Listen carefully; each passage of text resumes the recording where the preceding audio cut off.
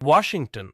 Iran மீது America, Israel இணைந்து தொடுத்துள்ள போர் இன்று 11வது நாளாக நீடிக்கிறது.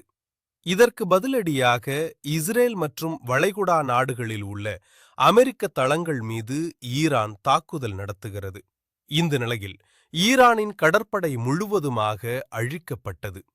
ஈரான் அணு ஆயுதம் வைத்திருப்பதை அமெரிக்க ஜனாதிபதி ட்ரம்ப் ஏற்க மாட்டார். ஈரான் மீதான தாக்குதல் மிக துல்லியமாக நடந்து வருகிறது.